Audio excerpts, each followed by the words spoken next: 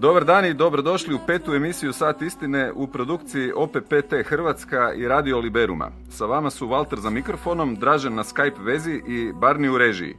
Čim završimo ovaj kratki uvod, Dražen će na engleskom jeziku preuzeti vođenje ove emisije, budući da je on vrlo dobro upoznat sa likom i dijelom našeg današnjeg gosta. Riječ je naravno o planetarno poznatom Deanu Cliffordu, Kanađaninu kojeg smo prije nekoliko dana kvalitetno najavili u jednom od naših članaka na našem portalu OPPT Hrvatska. Ja ne bih više dužio, hvala što ste danas sa nama. Dražene, izvoli. Gosta, a to ćemo na engleski. Today we have an opportunity to talk with one and only Dean Clifford. Exercising his rights in pursuit of freedom become known worldwide, and we will ask him a few questions about his view and personal experiences he gathered walking the walk on the path of the free man. So I welcome you to the Croatian OPPT radio show, Hour of Truth, Dean. It's an honor to be here. Thank you for coming to our show. Let's start with the question if you don't have anything against it. Please, Dean, tell us how did the fighter in you awaken, and when did you realize that something is wrong with the system?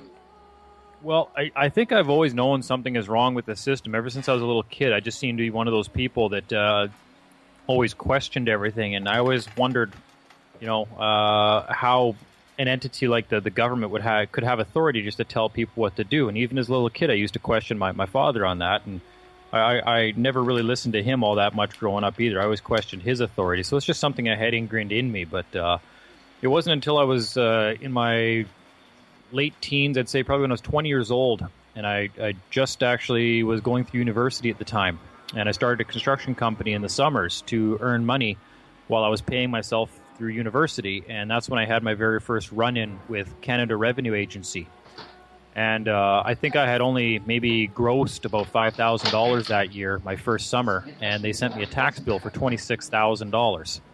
And so that basically led me to my first battle with Canada Revenue Agency, and it's been 15 years later on down the road, here we are. And all I had to do was do a little bit of digging and research, and I started to uncover the scam pretty quickly, pretty early on.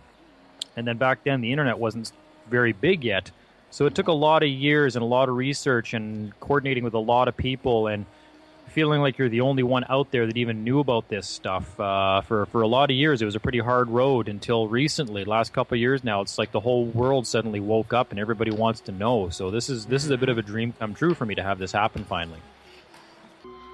We are experiencing hacker attacks, and they crashed one of our servers, and we are currently changing our IP address to give the fucker something to do while searching for the new IP address. So stay tuned. We have them back. Guys, we are having an hacker attack, so DDoS attack.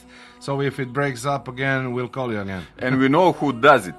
It's the COA or služba, kak se to zove, jebem ti? Služba interne sigurnosti. Internal Security Service, something like that. Some government fuckers that I don't know. They don't let us speak the truth. Okay, we should be back. Okay. Dean, what is essential for us beginners to know about government? Number one, that they have no authority over you. They are not the authority on this planet. It's government by consent. It's all governed by consent. And people have been asking me recently, well, yeah, but I live on the other side of the world, and our government's different. And I have to remind people that one of the great things that happened when they tried to bring in this one world government and they brought in all these nations under the IMF is they made every nation the same. That's great. Every time they do something like this, they do nothing but help us, because that means that this now applies everywhere, as evidenced by the message I got the other day about the fellow from where you guys are with his pizzeria. These are above government. These types of laws are above the jurisdiction of government. They exist over and above it. And it's all by consent. You have to consent to everything that they're doing to you. And the biggest thing you need after realizing that is courage and just having no fear. You don't fear these people, because that's the biggest weapon they use against the general public is their ignorance, and their ignorance makes them fearful. It makes them scared because they really don't know whether or not they're correct or if the law really does back them, and it really does. Do you think that all governments around the world are companies? Oh, they're all a corporate existent. There's no question. That's the way they're structured. Yes. What are our rights and how to enjoy them? Is there any public document that is written only for supporting live non-person humans? Yeah, usually I direct people to the Bible when they want to know that one. People have this flaw in their thinking, this inability to grasp the idea that if some human being somewhere, sometime didn't write it down, that it's not real. Like there's a man somewhere on this planet that had the authority to write a book that told you what your rights are, right? All men are created equal, so there is no definitive authority on what your rights are, and that's the beauty of what we call natural law. Is it's supposed to be just basically an understood principle, an ancient, handed down by our forefathers, that it's just a well-established fact among all the peoples in ancient times and all the way down through today that we're all equal before the law. We all have the right to life, liberty, and property. We all have the right to be alive. We all have the right to live our life as we see fit, as long as we don't trespass on another. And we all have the right to own property and to benefit from that property. And no one can tell us what to do with it. And if you just stick to those 3 points, you can't go wrong. So you say it's logical to think that no paper exists, and it's not necessary to show us what our rights are, because it's in the people, it's in us, and we should instinctively know about it. Exactly, thank you. Instinctively. The truth is self-evident. Yes. Dean, please tell us something about trust in courts. I think that you are the world expert about this question. Geez, I wouldn't call myself the world expert. On this matter, even on that matter. But there's no question that's exactly what's going on in the courts. There's so many people that we've sent in now to the courts, starting to use the trust law techniques and the name, and when the name is called, standing up and saying, yes, that's my name, I own it. And if we're wrong, this is another way to attack this. If we're wrong in what we're teaching people, then why are we getting the results that we're getting? Yes. I mean, it's inexplicable. If what we're doing is such a contemptible offense within the courts, why aren't we not only getting convicted and thrown in jail for lengthy sentences, but why are we not getting thrown in jail longer for daring to question authority of the courts and standing up and saying, oh yeah, you're talking about the legal person? Oh, okay, yeah, I own that. That's mine. Does anybody else here claim to own it? Because I've got a security right here that says it's mine. Right? And people in the courts are just freaking out. Judges freak out. Crown attorneys freak out. Everybody's just all of a sudden freaking out, and they're backpedaling, and people don't know what to do, and there's chaos in the courtroom, or the Crown's withdrawing all charges immediately, or the entire court docket disappears before the next hearing. Well, isn't that just a little odd? Yes. So if we're wrong, then why are we getting the results that we're getting? I mean, especially myself, just this last time here, and I usually take a much different approach than most people because I understand it a little bit more profoundly and in depth. So I don't mind hanging around for a couple of weeks and really having some fun when I'm in jail. But this last time here, and I keep telling people, and this isn't an ego thing, but I don't think there's many more people in Canada right now that the Canadian government would love to see go to jail for the rest of his life, or maybe even just get shot. I don't know. Yeah. And they had me in jail 4 or 5 months ago in February, and they had me up on 11 charges. That was me defending myself from an unlawful arrest physically. Mm-hmm. And after 26 days, I finally got in the paperwork that I wanted to get in because I was held in solitary confinement with no access to paper or a pen. And in less than 12 hours of me filing my paperwork, and they had 11 criminal charges against me that were going to see me in jail for a very long time, I was out having a beer down the street at a local pub, and I never heard about the matter ever again. It's done. So the law still exists. Law and order still exists. The laws are still being obeyed. They are not completely lawless. I don't want people out there thinking, oh, they're just acting completely lawless. If they were doing that, I would, whether I was wrong or right, I would have been kept in jail for the rest of my life just to shut me up. And that did not happen because they were violating trust law, which is the highest law, and they had to obey. They had to, or they're in a lot of trouble. So there's no question trust law is what's going on in the courts. That's all there is. Remember, trust corporations basically are an extension of a trust. They're a type of trust. And that's what man created after man was created by God. And we basically mimicked his law, right? That's what the story of Genesis talks about, is the creation of a trust, where he's the grantor, we're put in place as the trustee. It explains the whole thing. So we add, as above, so below. We just mimicked that and we turned it into corporate law. That's all it is. That's all trust law is. You want to say that judges and attorneys are some kind of corporative debt collectors? Yes. Something like that. That's all they are, is debt collectors. Yeah, except, boy, that we could get into that. The problem is the debts are false. All the claims are false. So they're collecting on false debts. Yep. Yes. Please tell us, Dean, something about how did you started and how did your family and friends treated you in the beginning when you were in jail? Did you need some support from them? Did you get it from them? Did you get understanding from them? Because here we are also lonely. This is beginning in Croatia, speaking about this, and we can feel the not understanding on the closest. What was your experience? Well, I found that when I first started getting involved in this, and especially the first time I went to jail, I think it was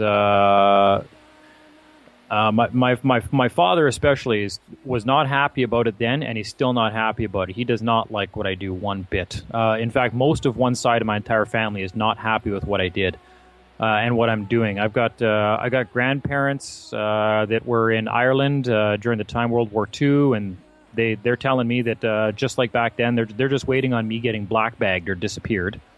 Whether or not they think I'm wrong, they think I'm going to get killed, which raised an interesting point for me because I even brought that up recently. My grandparents think that they're just eventually going to shoot me, and I keep telling them, well, that tells you right there that we don't live in a free country. Then don't you see a problem with that?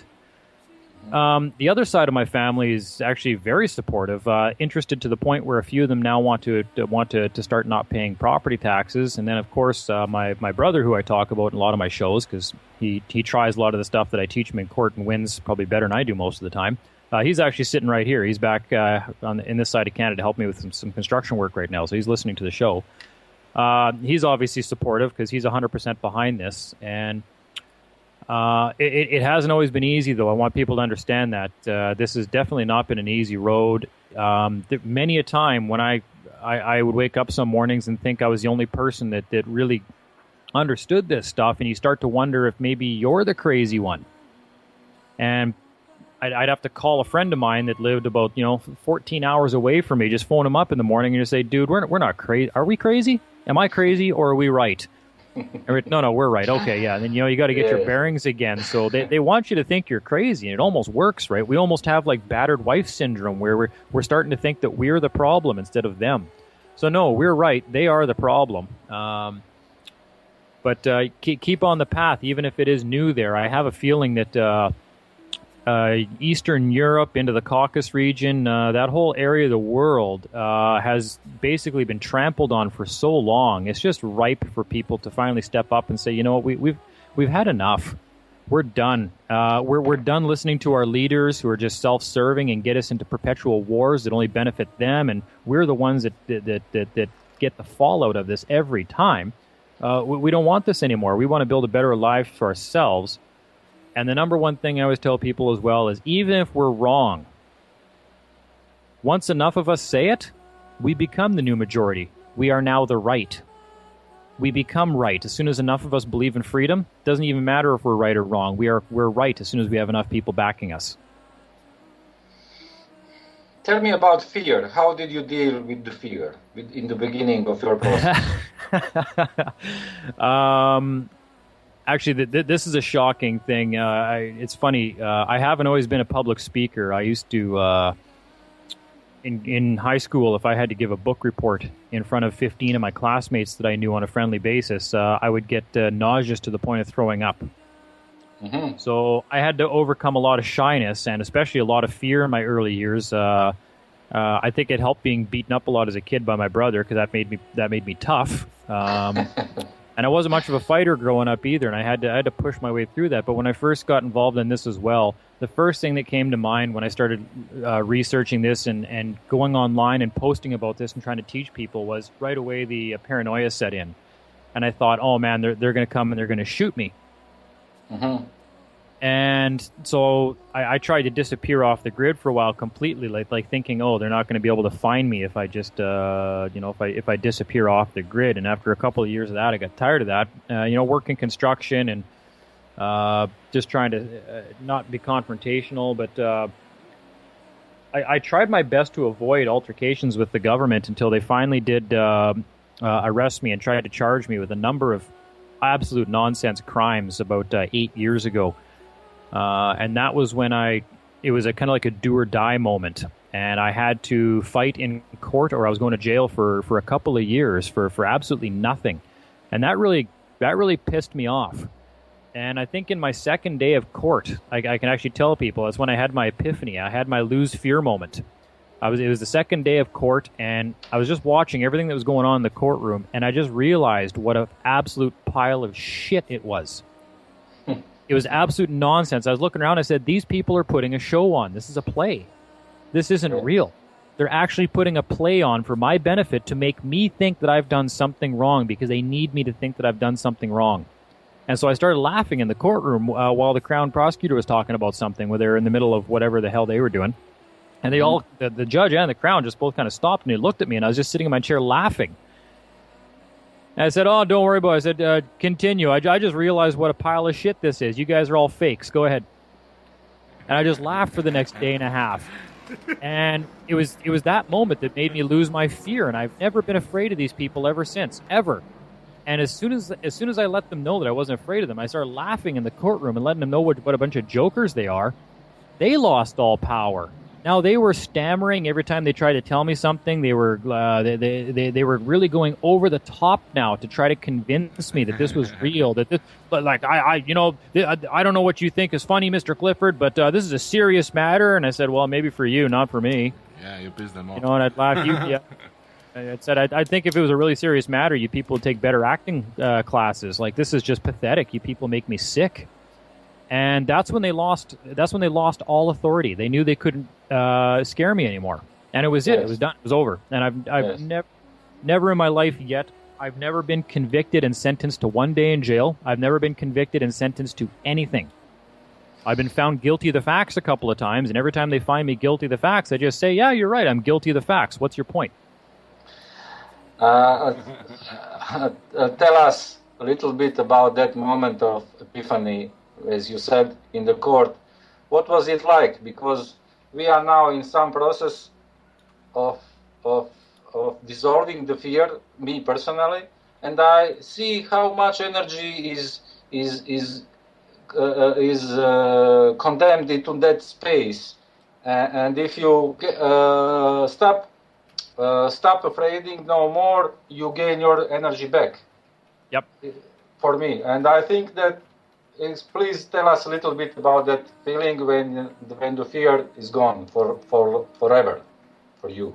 Yeah, I always tell people they're going to have epiphanies when they start down this road. My first couple, I think, were about 15 years ago when I was reading through documents, and I came across a website that was talking about the birth certificate and how the name is actually a corporation and it's not me. And this is before I heard about any of this kind of stuff. And I, pulled out my birth certificate and I looked at it and I just went, those fuckers. And it's your first wake up that you're actually more than what you thought you were. And yeah, you get like pins and needles that go through your hair stands on end, and it's just like a wave that washes over you when you have one of these epiphanies. They're amazing, and you realize you just became something more than you were before. Yes. Right, and that's an awakening. That's a growth as a man, as a spirit, whatever you want to call it. And then there's no going back after that. You couldn't go back to being what you were before any more than you can put 15 liters of water into a 10-liter container, right? You have to spill out 5 liters, and then you're not 15 liters anymore. That's not who you are now. You've grown. And people will have these. And as soon as you start to realize that you have power, geez, I don't even know how to properly explain that, but the fear just goes away with that, right? When you realize that, well, you know what? I have rights. I have the right to life. I have the right to be here. I'm completely equal to all my fellow man. No one can tell me what to do. And these people may come and shoot me. They may do that. That might happen. I might get raped tomorrow. I might get stabbed. I might get robbed. I might get hit by a truck. But that's no reason for me to not live my life the way I see fit and not fear these people. So the fear has to go away. There's no question. That's entirely what governs people. If the world wake up tomorrow free of fear, this would all be done that instant. In a second. 1 second. But the courage isn't an absence of fear. Courage is doing the right thing, even you're afraid of it. Yes, I would actually say that you're actually completely correct on that. It's more than just losing the fear. Then you need the courage to go out and do something about it and quit waiting for everybody else to solve the world's problems, right?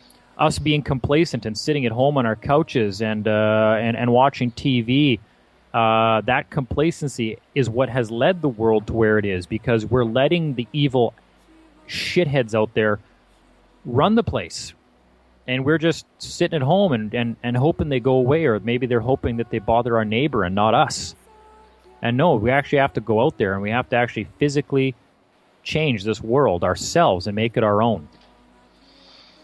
Yes, I think that we are doing it right now. Yeah. And by that, I actually don't really mean protesting or rioting, to be honest with you. I mean just going out and enforcing your rights every day. And when you see your fellow man being violated, you help him as well, him or her. And I got a couple of messages recently on Facebook from people and from a couple other sources where they're like, well, you always say, that protesting is useless. Tell that to the people of Egypt. And, well, so I look at what's going on in Egypt right now, and every time they riot and they demonstrate, and millions of them gather in that square there, and they collapse the government, it's just some new asshole that gets put in power.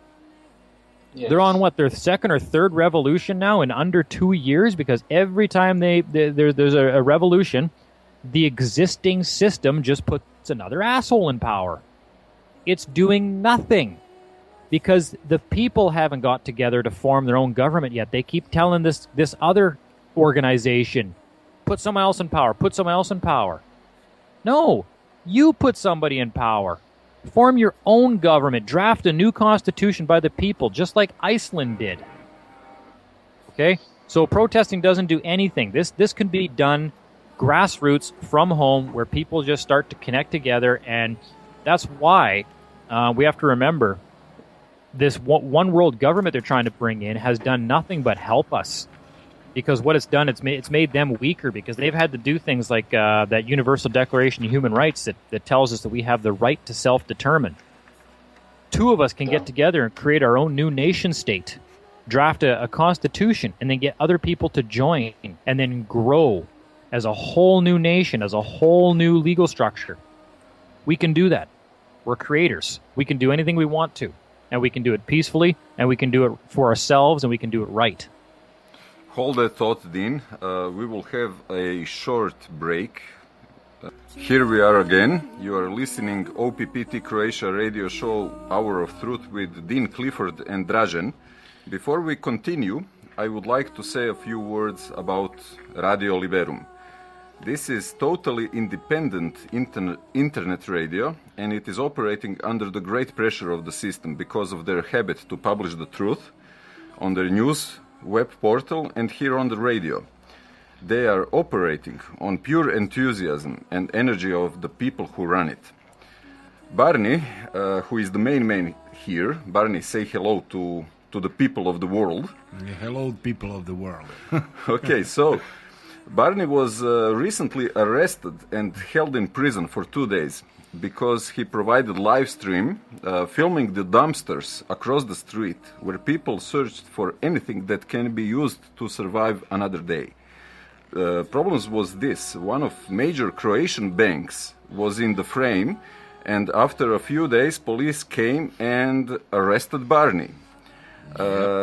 They told him he cannot film the bank, and the bank did make a complaint, so they came to, as they said, do what needs to be done. They arrested him for filming live on public grounds. His argument that the bank is also filming public grounds was rebutted by a ridiculous statement. Well, this is the bank, yeah. This is the bank that they have to do it. Yeah. So 2 days later, they released him with no charges, and soon radio was evicted from the location that they were occupying back then. And now they are operating under impossible conditions, and they really do need help. We did what we could at this moment, and we, OPPT Croatia volunteers, we will continue to support them as much as we possibly can. I ask you to do the same if you can, and if you wish to contribute in a way that will ensure survival of one of the last strongholds of truth in our country, Radio Liberum. Their immediate need is approximately 1,000 euros for next 3 months, or approximately $1,300 just to cover the basic expenses.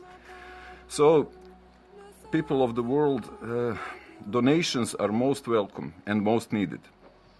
If you feel like contributing, please send them email. Their email is written right here on your browser in front of you. And if you choose to send them an email with subject donation, and you will receive the instructions how you can help.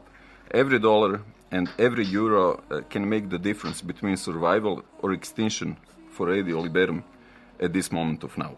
Thank you. Yeah, and since I know there's a lot of people in Winnipeg, Manitoba, listening right now, I just want to say hi to all of them and to my family, part of my family which lives there, and yeah, that's it. Okay. Okay, thank you again, and now back to Dražen and Dean Clifford.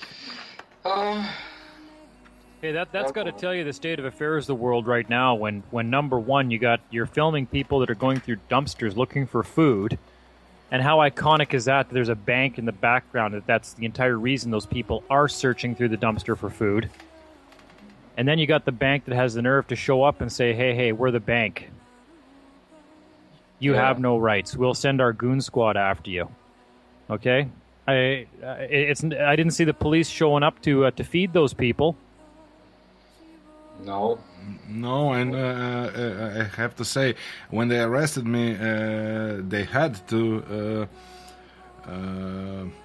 let people know where I am, but they didn't. Nobody knew where I was. Yep. Which prison, which police station, or anything. Yep. Yeah? So the governments that most people support, that's their mindset, is that they'd rather show up and arrest you for filming homeless people than feed the homeless people. It's pointless, I think, to talk about it. We all know what is going on. We all know what's going on, exactly. So just like I posted on a couple of places the other day there, that where they're trying to start a race war there in America based on that Trayvon Martin case there. They tried to start another war, but nobody showed up. That's all we have to do. Quit listening to them. Quit showing up every time one asshole wants us to fight some other assholes. Hey, here's a parachute. Fuck off. Go fight. Leave us alone. Okay. Dean, I want to talk a little bit more. You now mentioned about demonstration of people in Egypt, and also here in Croatia, lots of people have a habit to talk against the government, against the politicians, and then asking them to do that, to do this, to make some benefits for the people. And I want you to tell us, in your words, how important is to not to look on them, to look on ourselves, because if we ask something for them, we give power to them, and it's ignorance, because power is at us. If we want to dissolve the government, just pull our energy back as you did it. I think that you are the best example of this. Yeah, if we don't like our governments, instead of demanding that they change or they do something different, and you got to remember, they're not our governments. We never put them in power. They just enforced themselves upon us and convinced us that they are now our government, right? Just a control tool for the rich, if you want to put it that way, to keep the slaves in line. If we don't like what they're doing, you don't go to your slave master and demand better living conditions. You go somewhere else. You start your own government. You start your own nation. You get your own organization of people together. You stop funding them. Stop paying them taxes. Stop buying things. Stop driving the economy that gives them power. Stop going to the banks to borrow money. Stop everything that gives them authority and gives them power over you. And then start something of your own. Like I say in some of my radio shows, start a new party. A new house party. Mm-hmm. There is only one in the street right now, so everybody has to go there. So someone needs to start a new house party. Okay, Dean, tell us, do you throw away all your government papers, or you stay as some kind of a citizen? Do you consider yourself today absolutely free, or do you think that something like that don't exist? That's a good question. That's where we could get a little bit more complicated. I consider my legal person to be a citizen of the Commonwealth, if you want to call it that. Mm-hmm. Boy, where do we want to go with this one? Mm-hmm. But I want to say that it's not our goal to throw away any kind of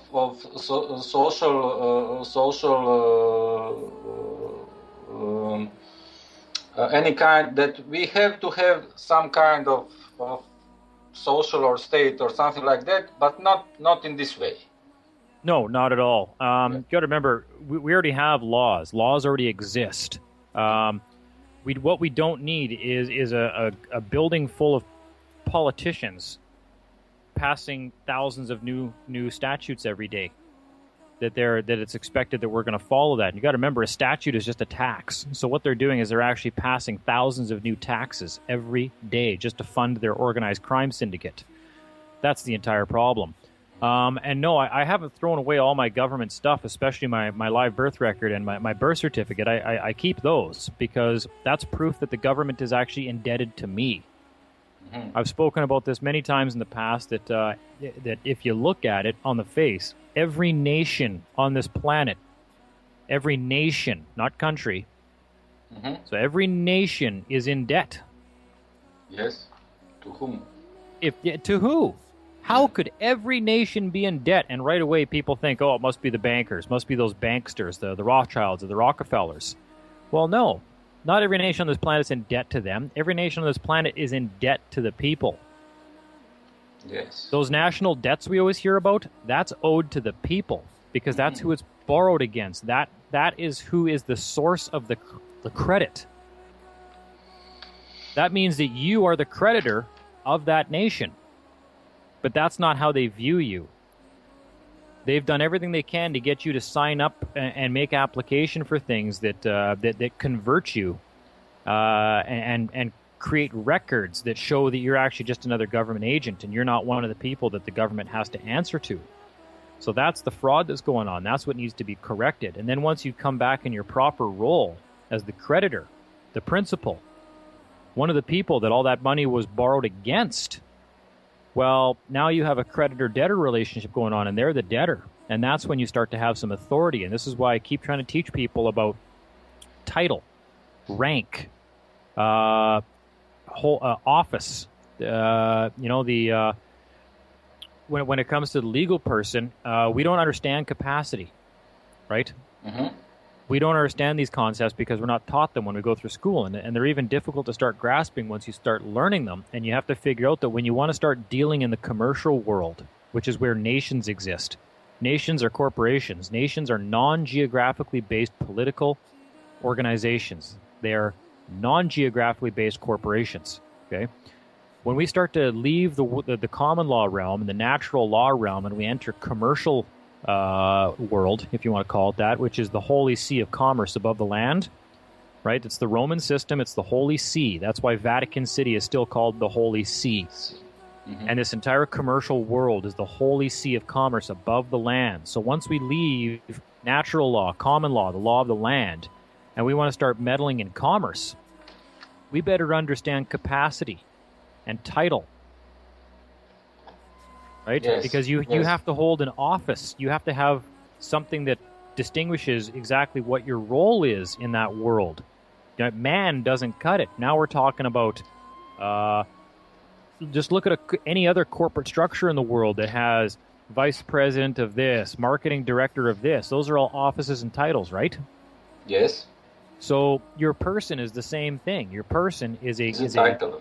The title, yes. Well, it's actually an entity. It's a legal person is actually a piece of property. It's a piece of real estate. It's like a corporation. It has the same rights as its own autonomous entity with limited rights because it's an extension of you. But within that name, think about it this way: the United States of America is a legal person, and then the name on my birth certificate is a legal person. Is there any differentiation between them in law? No. They have equal standing in law. The difference is one has more funding and people working for it than mine.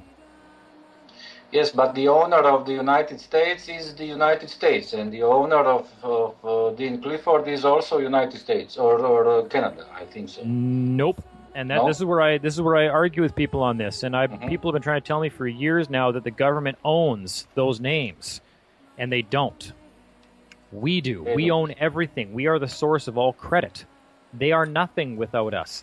That's why it's the most important thing to the government is us registering the live births when we're born, because they need us to be registered with them so that they can get authority. They can have power. They need the investment, so to speak. If you think about the government as being a bank, what happens if they have no depositors? It will crash soon, very soon. Yes. They have no authority. They got nothing. Without any depositors, they have no backing. So they can't even engage in business. They have nothing to go out in the world and start to trade and do business with, right? So we are the depositors. Yes. Well, that's an incredible position of authority. Incredible. That's the creditor position, right? They didn't create fuck all. They create nothing. Nothing. Everything came from us originally, so everything has to go back to us. We're the principal, right? Can I cut in? Sure. Cut. I recently got the information from one of our volunteers in Italy about the first trust that was created by Vatican. You kind of draw this thing out when you mentioned Vatican and Roman law, Dean. And it was the Pope Bonifacio back in 1312, I think, with his papal bull called something Unum Sanctum, something like that. I can't remember. And it was the first trust that was first one in the series that Vatican made in the time span of 150 years, that created the foundations of the maritime admiralty law, and subsequently the UCC. And it is quite interesting, and we are currently translating that papal bull into Croatian language from Latin, and it's a big work, and our guy in Italy is doing it as we speak, and we will have some interesting insight about the trust, where it came from, when we actually comprehend the document, So, okay. Yeah, it'll be an interesting read, but the direction I'm trying to show everybody that they should be viewing this is really and honestly, let's pretend for a moment that you go down to your local bank and you deposit something of value with your bank. Do you care about the corporate charter of that bank? Did you read the corporate charter of that bank? Do you understand all the internal bank's policies? And do you care about the internal policies of that bank? Or do you just want the return on investment? Do you want your money protected and a good return on investment? Is that all you care about? Yes. That's all we should be caring about, okay? The legal person is a trust. It was created by our deposit and their acceptance of our deposit, which means that they now hold legal title to that name, but I own all the equity in it, which means I'm the landlord and they are the tenant. And that is actually what Sesta KV means. So many people have that wrong. The Sesta KV is the tenant of the thing. They are the tenant, no different than if I was to rent somebody my house. It's still my house, but I'm renting it to them. They are my tenant. They have the use of the thing, but I own it. Do you think that puts us in a position of authority? Yeah, and you can take it back whenever you want. Actually, we can't take it back, but what we can do is start putting terms and conditions on it. Yes. Not only that, I don't care about the internal workings of the bank. How's my investment doing? Well, Mr. Clifford, we're having some internal issues with the bank. I don't fucking care about your issues. How's my investment doing? Where's my money? Well, Mr. Clifford, we just changed management, and where's my fucking money? I don't care about your puke. How's my investment doing? Where's my money? I didn't get my check last week. You're my renter. Where's my check? Well, Mr. Clifford, I haven't been working for a couple of weeks, and, I don't have the money for you right now. Where's my fucking rent? I don't care about your problems. That's the attitude we should start taking with these people. I don't give a shit about their internal policies. I don't give a shit about anything to do with the inside of their system. I'm an investor, plain and simple. Where's my money? Yes. Where's my investment? How is it doing? Oh, and by the way, you haven't paid a bunch of my debts yet. Here's my bills. Because you have all my securities. Start paying. Okay, we get distracted with the wrong fight. We want to try to dissect their entire system. We don't need to. I'm an investor. Yep. Where's my money? You just have to put yourself in the right position, and you have to recognize what your position really is. Your authority. There you go. You have to realize who you are, what your authority is, and then start to exercise that. Yeah. Okay, right now, we gave them a house, and we didn't put any terms or conditions on its use. They're living in it for free. Fuckers. There you go, yeah. So we should start maybe enforcing that. Okay, that's the important not entirely free, because they're sucking money out of us. Everything else. So, and if it is an investment, and you got to remember the legal person goes back to Roman times, way back to Roman times, and that was when some of the first trusts were created. Was when Unam sanctam ecclesiam. Now I remember. Yeah, that's probably just another trust that was created, but you got to remember they were creating trusts back in 300 AD when Rome first burnt to the ground. They declared all Roman citizens to be dead. And placed all their holdings in trust. And the state would administrate those until they showed up and said, hey, whoa, I'm alive. Hello. I'd like my estate back, please. Well, And that papal bull said that during the Great Flood, all men were lost at sea, and the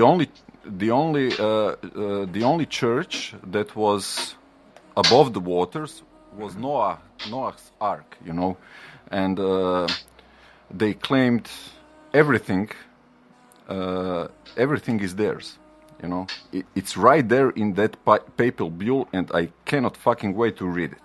sounds like a fantastic claim. You know what I'm going to do later today is I'm going to write up the Dean Papal Bull, and I'm going to claim to own this entire universe. Count me in. Does that mean I now own the entire universe if somebody doesn't rebut it?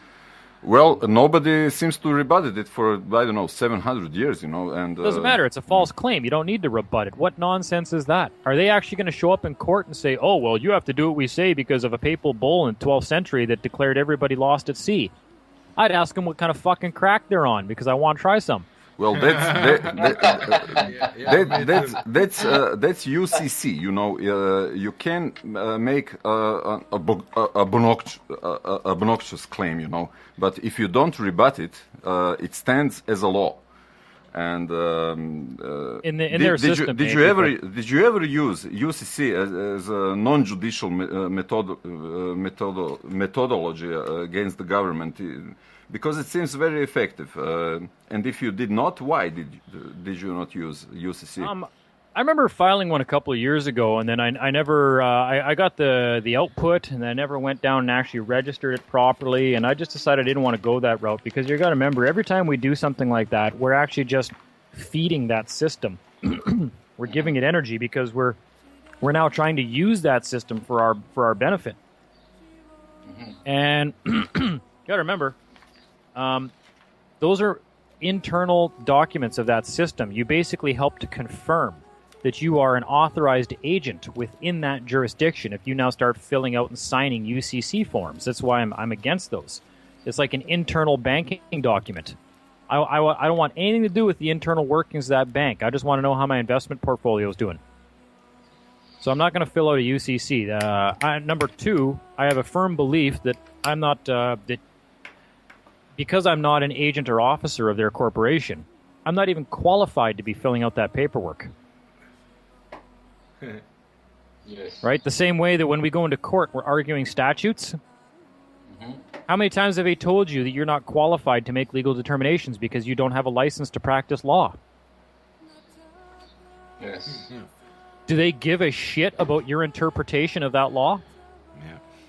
No, you're not even qualified to make interpretations, but you're in there arguing it. You don't have and the you license. think you're going to win. You don't have the license, but they have to issue one.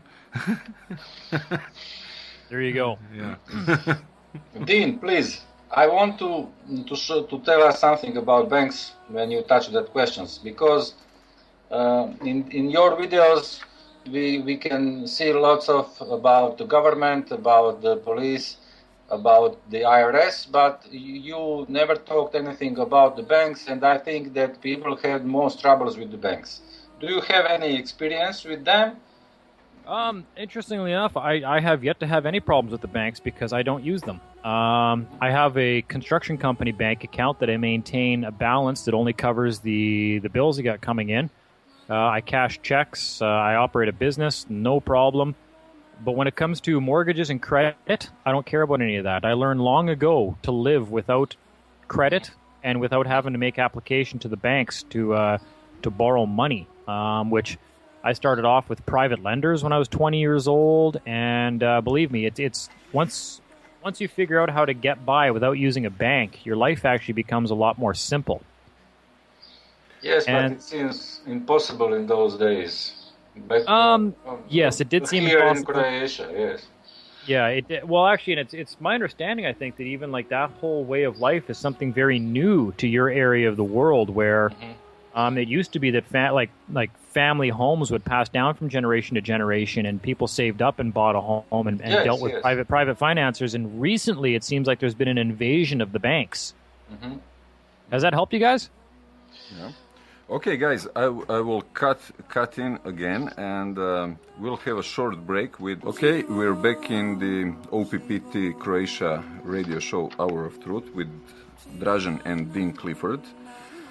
I think that it's time for the tough questions. In pidgin English. In pidgin English. Yes. Dean, have you heard for One People's Public Trust? And if you do, what is your opinion about its documents?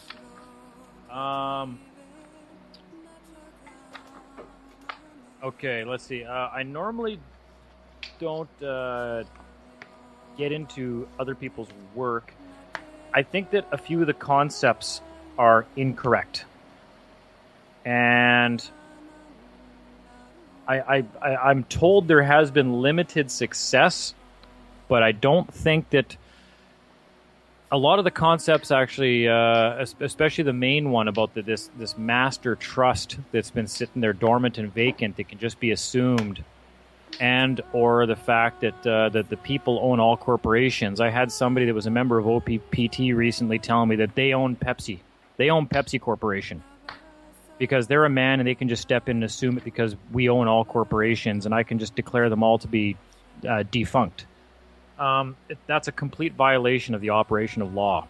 I want to ask you about the basic questions about OPPT. You know, they filled up the UCC claim that the people of the world are free, they are alive, and their claim is the highest, and no other claim can be higher than that. And all we have to do is just state that we are alive, and no statutes all over the world can be above us. That's Well, I mean, a simple affidavit would do that. You don't need a UCC filing for that. And not only that, you're talking about a commercial system now, the holy see of commerce, the law above the land that doesn't recognize man. It doesn't recognize natural law. It only recognizes codes. Mm-hmm. And that's the internal codes of their system. So what that's doing is a UCC document trying to proclaim all the people are free. You're mixing things that are unequal. You're trying to mix oil and water. The people are free. We always have been free. The people never were enslaved. We just got drawn up through our own ignorance in that commercial world, and all we had to do is wake up and realize who we are. You know, click the ruby slippers together 3 times and just say, I just want to go home, and bam, you're home. Mm-hmm. 3 notices to the government. I'm out. I don't consent. I don't consent. I don't consent. Bye. See you later. You're home. Yes. That's it. You don't need a UCC filing for that. Anybody can do that. You can do it verbally. You can do that in court, viva voce. You can do it any time you want to. You have that power. You never were a slave. You actually made yourself a slave. There you go. Well, I see a lot of interlocking with Freeman movement and OPPT. You know, I see a lot more of interlocking points than differences. You mentioned oil and water. I used some kind of hybrid technology. You know, I used some of the OPPT documents and some of the processes that Veronica Chapman described. You know, and they proved themselves to be very effective. So I believe that it can be mixed under certain conditions. What is your opinion about it? Oh, yeah. I don't mean that OPPT and the Freeman movement is the oil in the water. I mean the oil in the water is trying to bring natural law into the holy see of commerce, right? Trying to mix 2 different jurisdictions that don't recognize one another.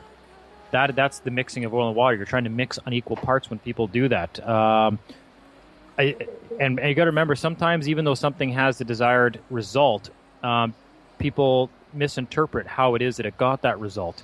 And I would think that any UCC documents that may have been filed, if they had a success in somebody's instance, would be more attributed to the fact that it probably helped them to establish their claim to their own legal person. And once you take your legal person out of their authority to administrate, then they no longer have any authority over your legal person. Once you reestablish yourself as the landlord, so to speak, the tenant can't tell the landlord what to do. And they just automatically, by default, lose jurisdiction and lose authority. And that is typically what seems to happen is as soon as the owner shows up again, is they realize that they've lost the ability to administrate that estate. And this is no different than what I just finished saying about Roman times, when the citizens were declared dead, and the Roman government at the time administrated all the estates of the dead people until they showed up and they said, "Oh, hey, no, I'm not dead. I'm right here." Okay, bam. Now the government lost the authority to administrate that estate because they're only doing it because the owner's gone. The owner hasn't been around. Okay, but the unrebutted fact is that the OPPT filings in the Uniform Commercial Code, they're not rebutted, and they stand as a law. And it says that all the corporations and all the governments all around the world are foreclosed. Can you comment on that? Yes. You got to remember that the natural law, and the contract law that says basically an unrebutted claim stands as fact. You got to remember there has to be an existing business relationship between the parties in the first place. For instance, if I filed a UCC filing that claimed that the moon was made of cheese, and nobody rebutted that, is the moon now made of cheese? No. No. But So it's not an established fact. There is, number one, who am I even making that claim against? I have to be making a claim against somebody, and it has to be with regards to an existing business relationship, right? I can't just find the name of a guy in Japan and claim that I own his house in a UCC filing. And if he doesn't rebut it, I now own his house? No, I don't know the guy. I have no business relationship with the guy. I have no standing to be making claims in the first place. There's a reason a lot of these claims are going unrebutted, and that's because nobody has to rebut them. No one is obligated to rebut them because they're not levied against anybody that's in it that is required to even answer to them. So it doesn't make it a fact, right? It's if you and I agree on something, that's a fact. That's what a contract is. The contract is the law. There's no contract being established with an outrageous claim because there's no understanding between the parties. There's no none of the necessary components of a valid contract are being established. So that's the theory that I say that is flawed.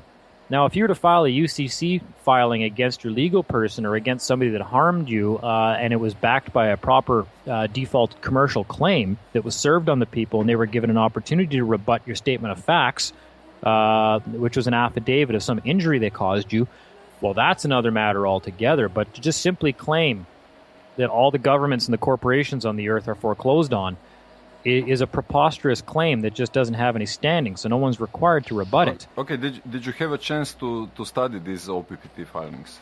I did a little bit, and here's the problem with this. You got to remember, a lot of these corporations are other people's creations. You can't just unilaterally declare that someone else's creation doesn't exist or is foreclosed on, right? It's like somebody from Croatia files UCC disbanding my construction company here in Canada. What the fuck do I care if someone in Croatia did that? It has no relevance to my daily life, and it is not an established fact just because I don't rebut it, right? So we can expand on that because, well, yeah, and people say, well, no, you have to rebut that or it's a fact. Okay, what happened if 1 million people tomorrow filed a UCC document claiming that Dean Clifford doesn't exist, and I can't rebut them all because there's 1 million of them? Does that now mean that Dean Clifford doesn't exist? Good point. Yes, right? but so government... this is the bullshit filter that I always put things through. I think I talked about this on my radio show. This is the trivium and the quadrivium, the logic and critical thinking skills that people should be using. You should always blow things completely out of proportion in any given situation to see if it makes sense on both sides of the spectrum, right? And I think that the main claim that all the governments and corporations have been foreclosed on because of one filing by somebody is... Well, it's not one filing. It Yeah. is quite a few of them. You know, it is a series of filing throughout the years. You know. Well, yeah, It's I not mean, just a single one. It was a very complex legal operation. You know. Oh, I agree with that. But again, the problem is the people. There was nobody that it was directed at that's under any obligation to answer. You got to remember, if somebody just claims to own my car, Okay. and they have nothing to back that, I'm not even obligated to answer to that. Yes, but people lost their homes, their accounts, money on accounts, because Absolutely. they thought, like you said now, that the claim about the IRS or government is ridiculous, and they don't even rebut their claims. So we instruct our listeners to not to ignore any claim, how ridiculous it came to their address. Because they're using UCC to foreclose on you. You know. Okay, that's a little bit different now. Okay, now we're talking about people who have gone out and they've actually made application for and received a social insurance number or a tax number. You now have an existing business relationship, a contractual obligation with that party. You better believe that you have to answer to claims when they start to make them. That's a little bit different. You have an actual binding contract where you signed something with those people. You made application with them. That's very different. In fact, over the years, I've told people, I remember there's a couple of movements that have come and gone that have told people to just never reply to this stuff. And I always said, oh my God, no, absolutely, you have to reply to that stuff. Because you're involved in a contractual relationship with that party.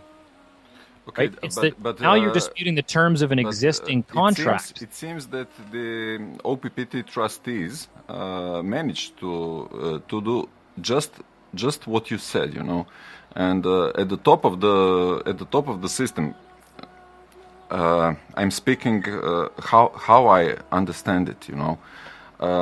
There is something that is called Bank of International Settlements, and everything is connected to the Bank of International Settlements. And there is something in the UCC that is called Principal Agent Doctrine, you know. So they managed to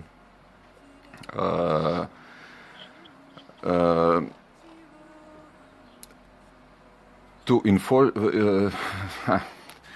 To put these filings in life, let's say that way, because they targeted the Bank of International Settlements. That is my understanding. I might be wrong. I'm not the UCC expert, but I think that it was the right target for them to do. You know, entirely possible. But here's the other thing too. It's like pretend I was to bring a class action lawsuit against Walmart, and I claim to represent all the people of the earth. Is it actually possible for me to represent all the people of the earth? Possibly no. No. In fact, there was a class action lawsuit in the United States that was thrown out against Walmart because and a million people actually were involved in it. I think it was 1 million. It was a ridiculous number of people actually involved in this class action lawsuit. And the judge correctly dismissed it on the grounds that it's impossible for 1 million people to have the precise same injury against Walmart. It's impossible for 1 million people to have the exact same claim against Walmart. So it got dismissed. Not only that, and that used to be one of my defenses when I would go into court back in the day when the Crown attorney claimed to be representing the people of Canada. I would say, really, are you actually claiming to represent all the people of Canada? And they wouldn't answer that. I say, could I please see the power of attorney forms for all the people of Canada where they appointed you to be their representative here in this courtroom? Mm-hmm. And they would withdraw almost immediately. They don't have shit. And number two, nobody can universally or unilaterally declare themselves to be the trustee for my legal person. And I think that's one of the things that I remember reading about OPPT is that they just had unilaterally declared themselves to be the principal trustee of everybody's legal persons. right? Well, no, that you can't just unilaterally declare that. That's a contract that has to be negotiated with each individual legal person out there, right? So there's a lot of just leaps in law here that I wouldn't say they completely add up. I'm not saying that they're completely wrong, just that there's either steps that are missing, there's some concepts that are just wrong. And let me ask you this. If they did foreclose on these corporations and these governments, how come they seem to be operating just fine? That is a good question, and we are still waiting for the answer to that question. I guess that you must know about Veronica Chapman, right? I know the name. Yeah. Okay. She reviewed the OPPT filings, and she confirmed to me. She's a veteran of the Freeman movement, and she's been in it for decades. And she confirmed to me that the filings were done properly and that they stand. She addressed another problem, the problem of enforcement of these filings. So she did not say that they do not stand. So. I think that there are many views about this problem, and I believe that the people around the world, like you, like Veronica Chapman and many others, who do have experience with the systems, could somehow, cooperate about this thing, because we all have the same goal, we all desire to liberate ourselves from the slavery system that is imposed on us. So that is my 2 cents. I just wanted to say that. Yep. No, I agree with that. And actually, one of the things that I mentioned to a couple people recently as well when we were discussing the OPPT thing is one of my concerns with it. And let's just forget for a moment. Let's just not even talk about whether it's right or wrong, whether what they're doing is correct or incorrect. Let's just leave that out of the equation for a moment here, and let's go with something that I think is more important. My concern is that if everybody puts their faith into one, or we'll call it an organization, believing that I no longer have to get involved. I don't have to learn my rights. I don't have to do anything because the OPPT has already saved us all. Yes. Then we're not actually educating ourselves anymore. We're not growing as people. We're not becoming self-aware. We're not going out and fighting for our rights ourselves. We're just putting everything right back into the faith that someone else is going to fix this problem. And we'll go right back to watching TV and ignoring the problem. That is my understanding of this whole thing as well. I try to do things in the moment of now, and I use every possible technology, paper technology that I can. Yep. I would say that the filings and the processes are not wrong. I would say what they're trying to accomplish with it is an impossibility. And then my biggest concern after that is that people are not going to care about learning their rights themselves because someone else is looking after. So, someone's got it. Oh, yeah, OPP took care of that. Corporations don't exist anymore. I can go back to watching TV. Yeah, right? I see your point, and that is the main reason that we organized our educational platform on our web page exactly as you described, we try to give the foundation of knowledge to the people, so they can decide what kind of technology, paper technology, to use to free themselves from the system, So we are quite open-minded here in Croatia about what is going on, and as I often say, we will just have to wait and see what will happen. Well, one thing people have to keep in mind also is realize that no amount of paperwork can overcome the spoken word. We're alive. We can speak. Viva voce, the living word. Okay, all paperwork is deficient. By comparison, number one, when you learn your rights and you know them, you can speak to the truth of the matter. You don't need to show anybody a document. Documents are inferior. in every way. I mean, how many people? Is it possible to get your point across when you're texting somebody, when you're typing through Skype? It's easier to speak because when we speak, that's when we get our point across, right? Because of the tone of our voices. You know, when we use sarcasm and stuff like that. How many times I don't know how many times I've been speaking to people on Skype by typing, and I say, sorry about that. Sarcasm doesn't transfer very well through typing. Right? Yes, like that's who we are. We can speak. We're alive. I don't need paperwork. I can speak to that matter. More people are having success just going in and speaking verbally to these things now than any document they could possibly file. Okay. And that's a big thing. I'm all about paperwork reduction here as well. That's why another reason I tell people don't get caught up in their world of the written word. We have a mouth. We were given it for a reason. We can speak. Okay, I think that we covered this OPPT thing quite well. I just have one question. It's not about the OPPT, but I'm not sure about something that you told, Dean. You told that the live people doesn't have to do anything in the merchandise law or UCC law, but it seems that live people can practice commerce. The live people also can practice commerce, and it can make in touch with this UCC law, but as a live man. But is it what? Sorry? As a live man, not as a person. Because if we do commerce as a live man, we also get under the jurisdiction of the UCC law. Yeah, I think even in UCC, there's a reason that you have the Universal Declaration of Human Rights that grants you the right to be recognized as a legal person. And because their system operates off legal systems, the only way that you could even construe that they recognize you as a man is they obviously need a man to step up and fill an office. Yes, I understand. To carry out some function. You have a construction company, and you do your business as let's say, as a free man. But when you sign the contract with the other people, you sign it maybe as Dean Clifford with small letters.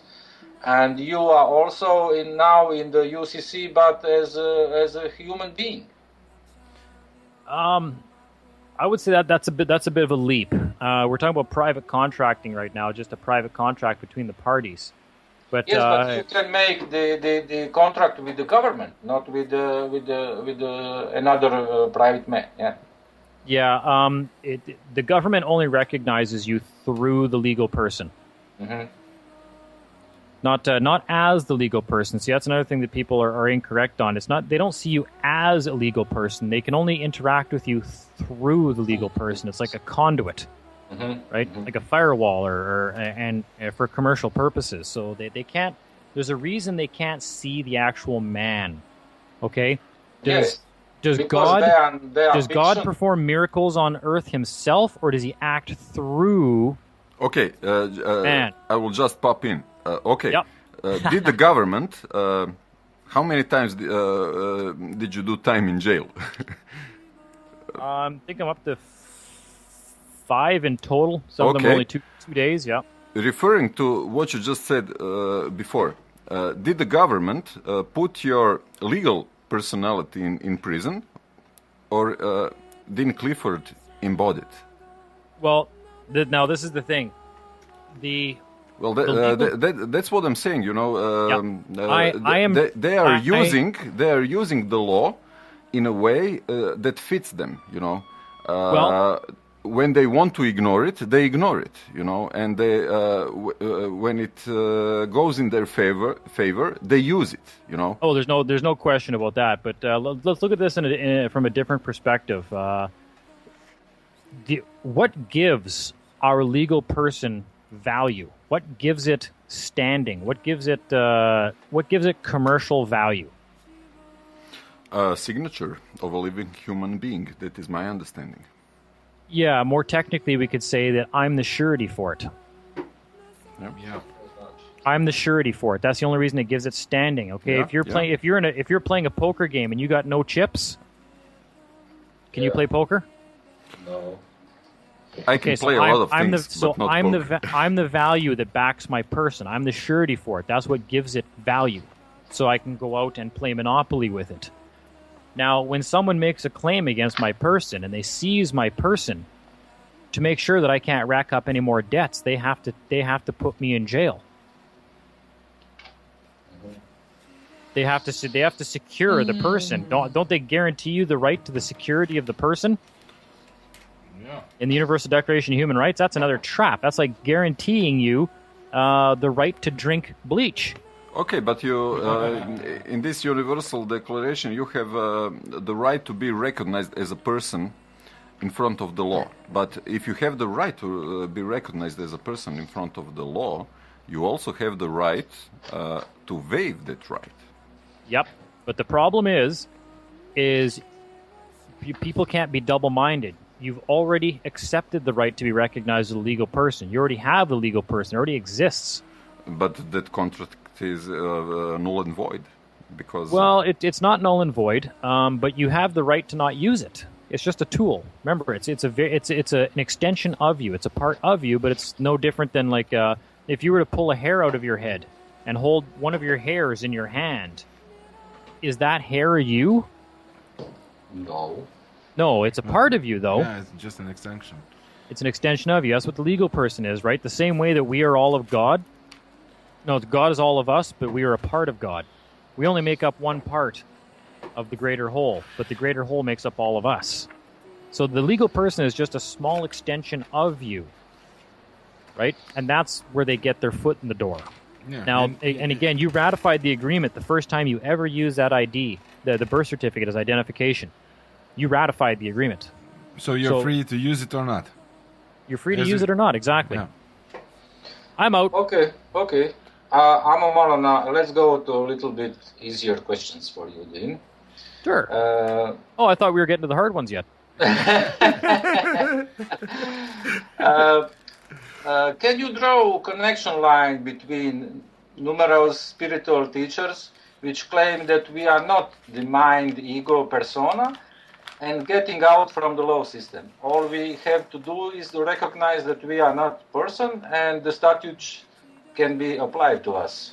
Do you think that has a spiritual background? Well, now we're getting back to the mixing unequal parts thing. Now, unfortunately, your legal person was a creation of you. We did create it, whether you want to believe it or not. We deposited something of value, which created a trust. Mm-hmm. In fact, where did you get your name from? From parents. It was given to you, right? Yes. Okay. So that's the proof that we own it, number one. And then we deposited it, which created the legal person. It was deposited for safekeeping. That created a trust. That trust is the legal person. Are we responsible for our creations? No. What's that? Hello? Did we lost somebody? You haven't. I'm still here. I just hear a loud buzzing noise. Yeah, that's our boiler. Yeah, we're always responsible for our creations. Mm-hmm. So I think it's actually irresponsible to simply abandon something that we created, that we've placed in trust with somebody. Mm-hmm. Right? And it's actually a very good thing when you start learning how to use it and you assume your proper authority. I think that a lot of the spiritual people out there that are saying that no, we have to abandon the ego and abandon the name and all this kind of stuff, they don't understand what's going on, so they choose to just abandon it. I didn't mean on that way. Okay. It's not necessary to abandon that, but it is necessary not to identify with it. Again, if it's an extension of you, it's like if you own a car, Mm-hmm. and someone says, "Hey, excuse me, is that your car?" Yes. Are you going to say no? Yes, I said it's my car. That's my car. Oh, yeah. Okay, like, and I won't say I am my car. I know that is my car, but I know that I am not that car. I know that this is my name, but I am not that name. I own it. I know this is my ego, but I am not identified with ego. Yeah. That's the spiritual basis. I think so. It's mine. I own it. It's my Monopoly piece, but I'm not playing Monopoly right now. Why do you ask? Yes. Yeah, that's the same when the policeman asks you, takes your ID and says, "Is this you?" You said, "No, that's my ID." There you go. It's the same thing. Okay, Dean, the majority of people today wants to live an American dream, a shallow life, consumer life, without any responsibility. They will pay anything what government is asking from them just to take responsibility from them. So, is government just doing what the majority of people wants, in your opinion? That's a bit of a double-edged sword. I think that the government spent years and years and years convincing people of what they want and convincing the people that they should be demanding all this stuff from the government, right? That's that problem, action, solution. Mm-hmm. They create the problem, which is the problem is Americans want more. And then they're the solution to the problem, so they go out and they bomb the shit out of third world countries to steal all the resources to provide to the American people. It's not a dream, or if it is, it's a nightmare. And how is that working out for them right now? What, 30 million people on food stamps? Everybody's going broke. Foreclosures are skyrocketing. The whole nation's disintegrating. People want to live like Americans? Are you kidding me? Have you seen those videos online of people on was it Black Sunday or whatever the hell it is there, that shopping day in the United States where they've actually trampled Walmart employees to death, trying to be one of the first people to get that the TV that's on sale? Yeah, fucking iPhone. Yeah, there you go. Yeah, the newest iPhone. Let's break the doors open to Walmart and trample a Walmart employee to death to get the new iPhone that's on sale. People want to live like that? Are you kidding me? Like, that's wow. That's why I think actually Eastern Europe has probably got it good, because they've been far removed from that the longest so far. Holy shit. Yeah, but now they did it. we have it here. But when I speak about American dream, I mean on a global American dream, because in Croatia, people want to pay health insurance because they don't want to take responsibility for their health. They're paying for the education of their children. They are paying for pension funds. They are paying for anything that government wants to, because they then won't take any responsibility, and they can point their finger in the government not doing their business well. Yep. And remember, responsibility and the word and liability are the same word. And the more liability that you do not want to accept, the less free you're going to be. That's what makes people slaves. When you accept no liability for yourself, you're going to be in the smallest cage that can be found for you. Okay, guys, let's take a short break before the final part of this. One more thing before we do that. Please donate. Okay. We're back in the last part of this OPPT Croatia radio show, Hour of Truth. Pidgin English version. Pidgin English, yeah. We have a bit of a hard accent here in this part of the world. With Dean Clifford, and unfortunately Dražen had to go away, so I'll continue where at the place that he stopped, you know. And Dean, you're still with us here, right? Absolutely. Yeah. Okay. And love the accent, by the way. I wish I could actually speak that language. Well, it's one of the hardest languages in the world, you know. If you try to speak Croatian, it's... I can connect you to some Croats. I cannot in even Canada. comprehend how could I ever learn it, you know. from the beginning. When I look back, how hard it is with all the grammar and the stuff. I've been told English is one of the worst to learn because it seems like the rules aren't constant in the language, but it's the easiest language in the world to learn. Yeah, Really, that's because it's everywhere. But that's maybe because we are from Croatia, and we have very difficult language. So every language in the world is, I don't know, easy for us to learn. Except maybe Chinese or something. Yeah, maybe. Okay, Dean, tell me. You have numerous videos online, and in some of them I saw that you were speaking pro-registering our property in public registers. And here in Croatia you actually cannot register any of your property if you don't have proper papers and government identification. What can yeah, I like the idea of the system, and when it operates the way it's supposed to, basically registering conveys no interest in property. People have argued me on this. They've never been able to produce the actual source of when they say that when you register something, it automatically gifts it to somebody else. What's happening is that legal title to the property is being maintained somewhere. Because you go back 200 years ago and you got a landowner who owns a ranch or something, and 20 hired gunmen would show up and they would just kill him, and then that ranch now belonged to the wealthy landowner next door who just stole it from him, right? Well, the system. That's what my ancestors did approximately 400 years ago. There you go. So the system was designed allegedly for the purpose of keeping records so that we knew who owned what.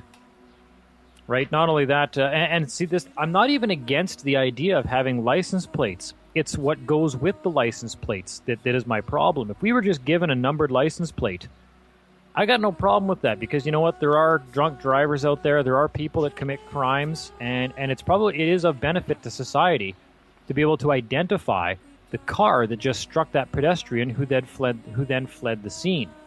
So I'm okay with that kind of stuff. The problem is when they immediately start to attach all their statutes and say, well, no, you must obey this and this and this now in order to be able to. So you must have a plate, and you must now obey the Highway Traffic Act, and you must get a driver's license just to be on the roads, period.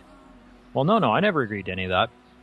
So that's caused me to go the complete other way and say, okay, well, fine, fuck you and your whole system then. I'd be better off on my own defending myself from banditos the same way they did 400 years ago. And that was what I was thinking 4 years ago. And more recently, I found that once you claim the legal person and you start to exert your authority and you remove their administrative authority, and they remove the ability to tell you what you can and cannot do with the person and all property registered in the name of that person, the ID actually turns out to not be a bad thing at all.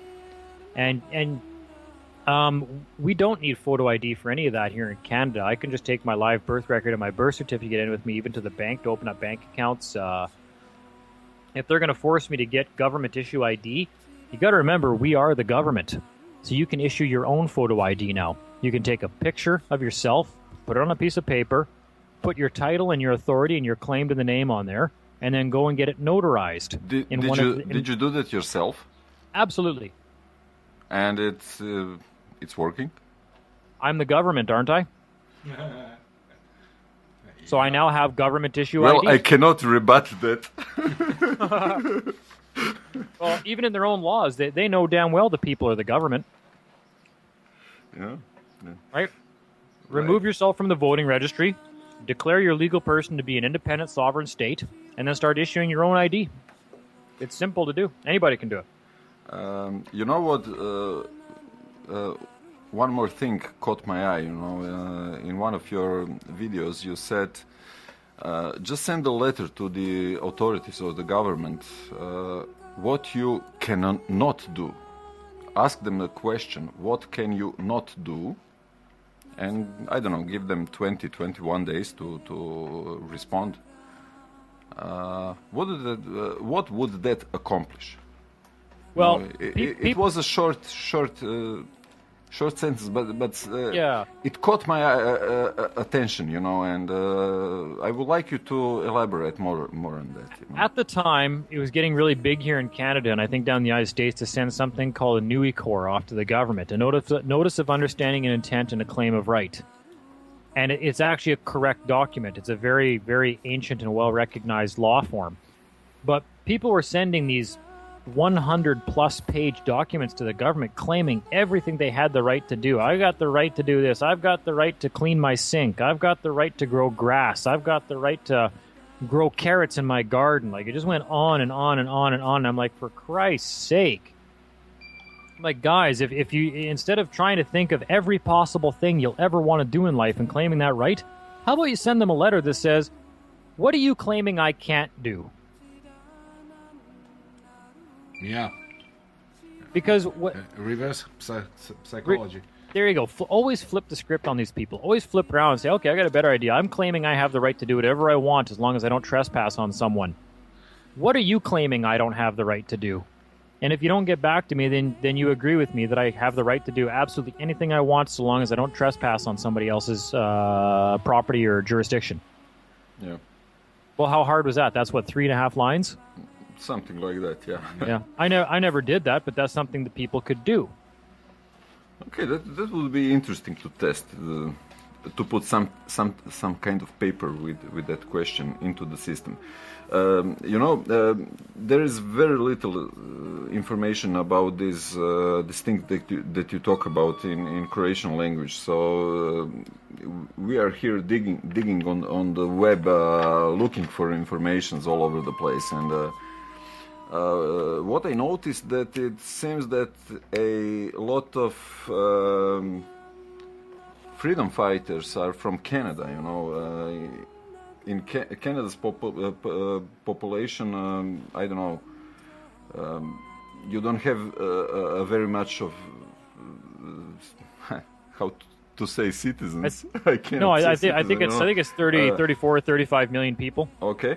But amongst that 30 plus million people, you have a large number of freedom fighters. Explain that. Why in Canada? I think, among other things, number one, it seems to even be more concentrated among the Irish population of Canada. Most people I meet are Irish Canadians. You also have Irish roots, right?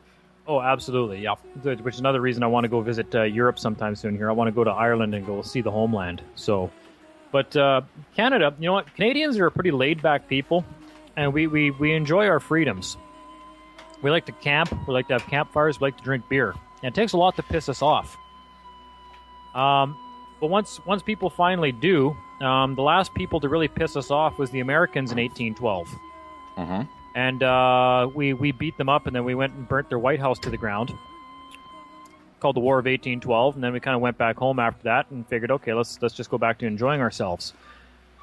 Canada's a pretty free place. It's pretty big. We're used to our space. We're used to being left alone. We don't like people intruding in our lives that we don't welcome into our lives. That's just our culture, I think. We're very not American. It's surprising, considering they're just our neighbor to the south, how different from Americans we really are. But I think that's a big part of it. We really don't like people intruding in our lives. Like, I'll invite anybody to have a beer at my campfire. But the minute you show up on my house in my front yard and start telling me how to live my life... You know, Croatian would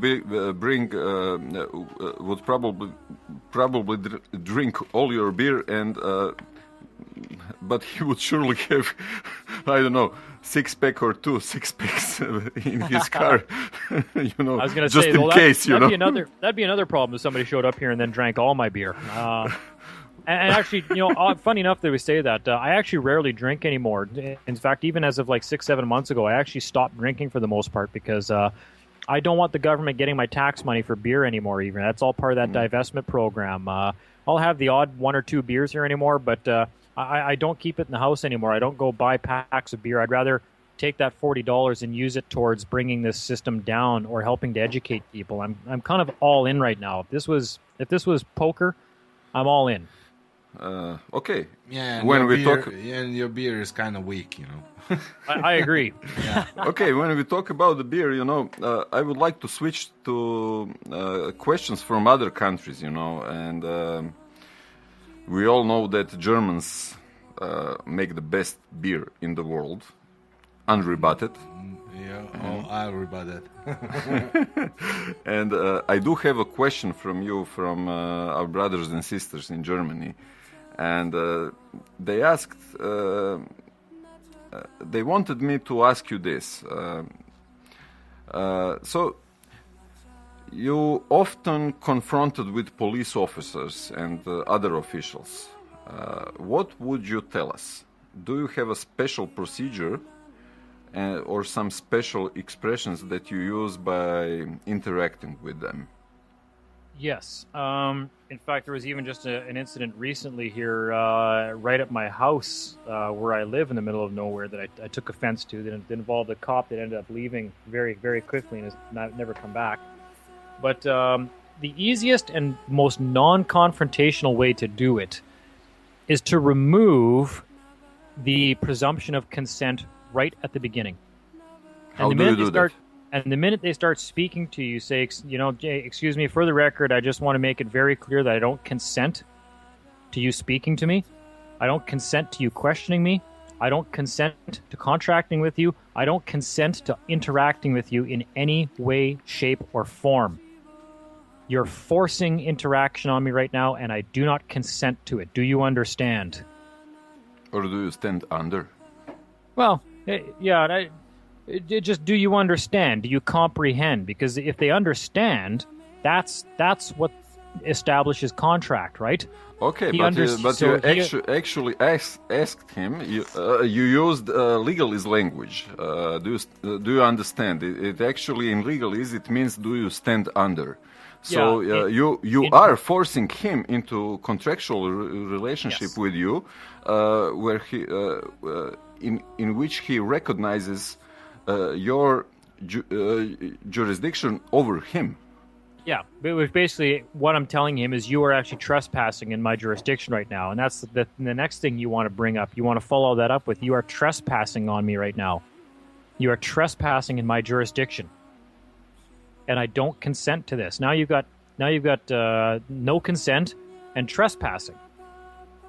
And they try to, then they do their best to, now they want to be buddies with you, or they either go one of two ways. They want to start threatening you, or they want to be your best friend and say, hey, look, man, I'm just trying to do my job. I'm just like you. I put my pants on one leg at a time. I'm supposed to be out here asking for people ID and blah, blah, blah, blah, blah. And you just want to keep repeating that. I don't consent to your questions. I don't consent to speaking with you. I do not consent to this interaction. Well, he's violating your God-given right to go wherever you want to go, right? There you go. I'm going to leave. Are you going to shoot me? Am I free to leave? No, and they'll say, no, you're not free to leave. Then say, oh, am I under arrest? Well, no, I just want to see your ID. Oh, I'm not under arrest, so I'm free to leave then. Thank you. I would and I can tell you it works. Oh, yeah. I would probably add after that, fuck you very much, and Yep.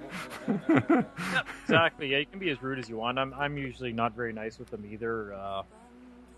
But that's the best way to handle that is to, you got to remember, consent, consent, consent, consent. nothing Everything in this they do. universe can happen without your consent. That is my understanding of the world around me. That is natural law. That's one of the highest forms of law, is that you must consent to everything. And we could even get into some spiritual stuff that basically confirms all this as well. But in operation of law, if you don't consent to it, that is one of the three fundamental principles of contracting, is that you have to consent. A contract has to be consensual. So you remove that one right from the get-go. So if it's not consensual, they can go fuck themselves, right? That's exactly it. Okay, let's move on to the question from Italy. The guys from Italy asked about the other people freedom fighters, there are many freedom fighters associated with Freeman way of life and philosophy associated with it. There is Frank Collins, there is Veronica Chapman, many others. Is there any cooperation between you guys? And who had the greatest influence on you? A lot of us do talk, and it's normally infrequently. We'll check in with one another just to see what's going on, or a few other things. I've spoken with Frank O'Collins a few times. It's been several months now. I wouldn't mind checking back in with him, but he's a busy guy, and I'm a busy guy, and that's usually the number one reason we don't talk more. Probably is that we're both we're all so friggin' busy that we just can't ever really coordinate and sit down and have a talk. I talk infrequently with Santos. I talk infrequently with Winston Shrout. We all kind of talk, and it's funny because anytime I get a hold of like one of these guys, I'll just say, "Man, it's an honor to finally speak with you." I've been hearing so much about you for the last few years, and they say the same thing back to you. It's kind of amusing, but yeah. Sometimes I can't understand why people think it's this is going to sound really weird. I don't understand, I guess, the fact that I'm actually like the stuff that I'm out there teaching people is popular. I don't understand that, and I almost refuse to believe that it is sometimes, because you got to remember, I'm just another guy that just got so fed up and pissed off that I decided just to start publicly voicing my opinion. That's it. Okay, and now, Dean, you're gonna get the toughest question of all. Every guest in our show gets the same question that you will get. Awesome. In a minute. What is your message to your brothers and sisters in Croatia? Let's see. My message is we're only going to create the better world that we want by example, leading by example. You can't protest. You can't riot. You can't force a government to create the world that you want. That's our job. That's what we do. And that comes with, number one, sitting down and planting a garden with your neighbor. And you build from there. It's all about us. We have to create the better world that we want. And the only way to do that is by example. We have to show people how we're going to create this better world. That's the only way this place is going to get any better. When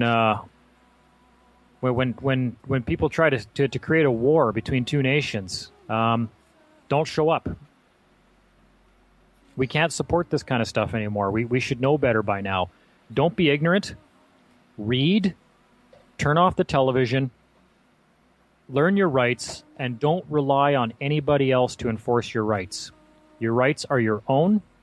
They're your own to enforce, which means learn them and enforce them. Here. That's. Yep. Dean, thank you very much for joining us in our radio show, Hour of Truth, and it's been a great pleasure talking to you. It's been a great pleasure, and I thank you from the bottom of my heart. Well, I enjoyed it. I might actually listen to it here when it gets posted as well. I don't normally listen to my own interviews. But I'll send you the link. Yeah, well, we'll get it up on the website there. That's another thing people have to remember here is that internationally speaking, we're all trying to build a giant new world community right now, one that we're building for ourselves. So we do have our website out there as well, where we're looking for membership to help grow this thing. So if people want to learn, we have a lot of the seminars that I taught that are being uploaded as we speak that are not going to be made public because we want people to get actively involved in helping build this community. And just by putting everything out there, it doesn't seem to get people together and organized the way we hoped it would. So we want people to become actual active members now and really want to get involved. Literally get their hands dirty and get out there and get involved and get their toes wet. Lead by example, as you said. Lead by example, Yep. Stop just talking about it. Okay, we'll wrap this up with this thought, lead by example. Thank you, Dean.